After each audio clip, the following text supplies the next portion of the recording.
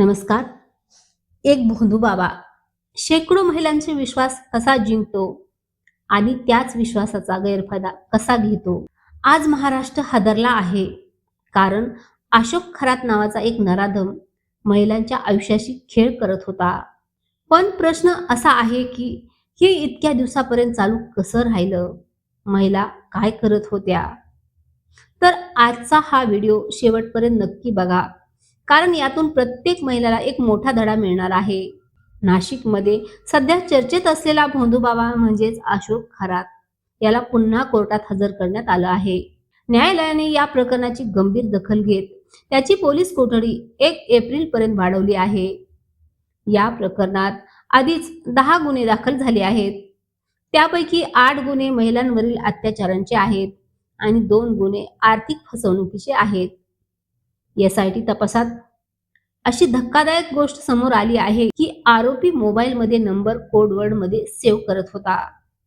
काही राजकीय लोकांची नावेही असण्याची शक्यता आहे. महिलांना तो काही द्रव्य पाजत होता.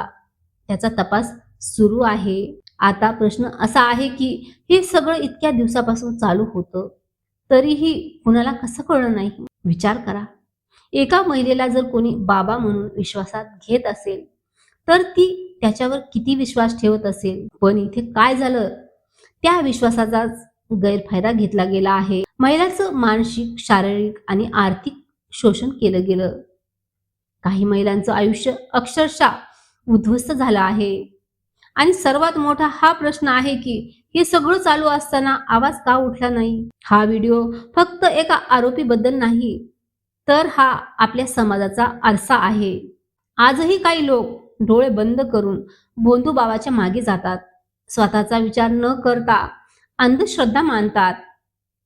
महिलांनो, देवावर श्रद्धा ठेवा, पण कुणाच्याही आंधळ्याच्या मागे नका लागू. तुमचं आयुष्य तुमचं आहे.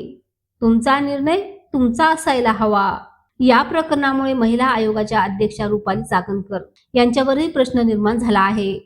त्यांनाही राजीनामा द्यावा लागला. यावरून असं स्पष्ट होतंय की ही घटना किती मोठी आणि किती गंभीर आहे. या घटनेतून आपण काय शिकलं पाहिजे?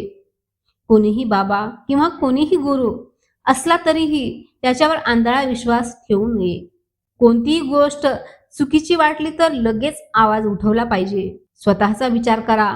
स्वतःचं मन सांगत असेल हे चुकीचं आहे, तर ते चुकीचंच आहे. शिक्षण आणि जागरूकता खूप महत्वाची आहे. अशोक खरात सारखे लोक समाजात पुन्हा पुन्हा जन्म घेतात, पण त्यांना थांबवायचं काम हे आपल्यालाच करायला हवं. जागरूक बना, प्रश्न विचारा, स्वतःच विचार करा, कारण तुमचं आयुष्य तुमच्या हातात आहे. जर तुम्हाला वाटतं की हा व्हिडिओ प्रत्येक महिलापर्यंत पोहोचवायला हवा, तर हा व्हिडिओ नक्की शेअर करा.